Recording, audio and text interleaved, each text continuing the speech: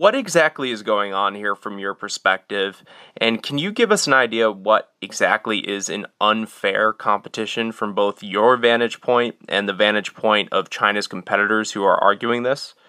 You've asked two questions, and I'll answer them in order. I think that Trump is somewhat out of his league in trying a good cop, bad cop bluff by putting a lot of nationalists around him, as if he thinks they can make a threat that is going to force China to give up its economic plan. I think all Trump really originally wanted was a symbolic public relations win to defend the strategy of the art of breaking the deal. He thought, well, I'll get China to give me something, and it can only be something symbolic so that he could claim that he had a public relations win. But by making this threat on Twitter and television without any attempt to actually meet with the Chinese trade officials, he led China and other countries to take his gang of nationalists seriously and prepare a defense plan of their own. And what they've tried to do is say, look, don't even try to go along this route. You don't know.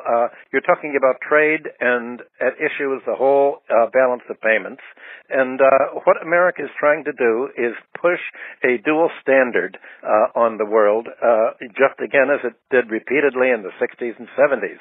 Free trade for other countries, protectionism is for the United States alone. And so your second question is, what is unfair competition? Well, from the point of view of a free market neoliberal, it's a mixed economy. It's unfair if other countries will have public infrastructure investment, which is just exactly how the United States, Germany, and every other leading industrial nation built up its economic power in the 18th, 19th, and 20th centuries. What China's doing is what U.S. economic planning did in the late 19th and early 20th century. Its government is investing in roads, education, basic infrastructure to provide key services at subsidized prices or freely. The whole objective is to minimize the cost of living and hence the basic wage levels and other costs of doing business.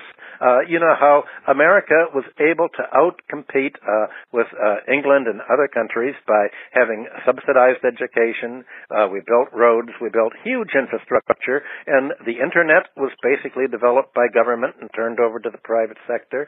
America's pharmaceutical patents basically were developed by government laboratories and turned over to the pharmaceutical companies.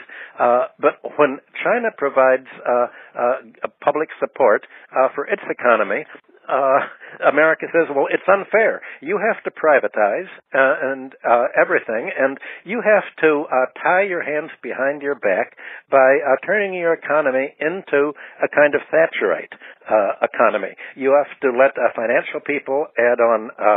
You have to operate all of your basic public services for profit. And by profit, that means you cover your cost of production, you financialize it by the cost of credit and borrowing, sort of like the British water authorities do, with huge costs, and make yourself such a high-cost economy that we in America, who subsidize our economy, can undersell you and make you dependent on us. That's basically what he's saying to them. And as you can imagine, they're just laughing. Yeah, and Michael, what exactly is unfair trade? I mean, we just got into what unfair competition is, but what is unfair trade? The way Trump talks is unfair trade is running a trade surplus with the United States. Now, remember, the United States already, because it's a heavy foreign investor, there's a huge remission of profits to the United States on capital account. There's a huge remission of debt service from other countries to the United States on financial account. So the United States runs a trade deficit that provides other countries with the money to pay their debt to the United States. Now, let's assume for a minute that the United States had a trade balance with every country, which is what Trump said bilaterally he wants to achieve. If the trade is in balance and America has a huge balance of payment surplus in debt service from all the money that countries owe in dollars, a huge remission of profits, by American companies that have bought out foreign industry, the American dollar would soar, it would double, triple in value, and as the dollar went up in price, that means that other countries, third world countries, Asian countries, whose international debts are denominated in dollars, would have to pay much, much more of their many of their exports, much more of their labor to buy the high-priced dollars to pay the debts that they owe the United States and to remit the profits. So what Trump is asking for is mathematically impossible without such a crisis that it would price almost all American industry and agriculture out of world markets.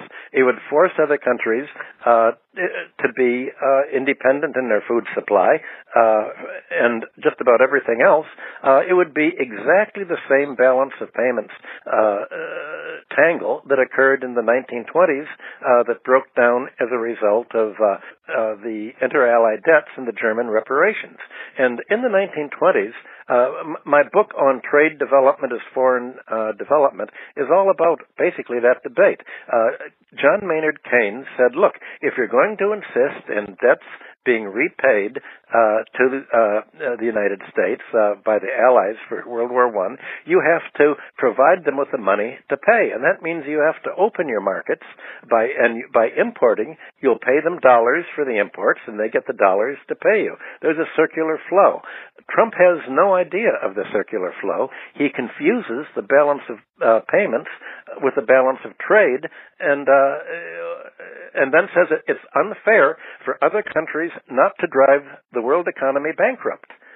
He doesn't spell it out that that's the result, but what he thinks is unfair is so narrow-minded, such a tunnel vision, that other countries and American economists themselves are looking at him and think, my God, the guy has not a basic course in international trade and balance of payments theory. He's making it up in his mind and is just doesn't have a clue is the trade and payments are different things. Michael, the lay person who doesn't really have the time to dive deeply into what all this means, they sort of see these headlines flash across their TV screens, they pick up their daily papers or scroll through their social media accounts, and they see these two superpowers exchanging language like war, battle, standoff when it comes to this trade situation.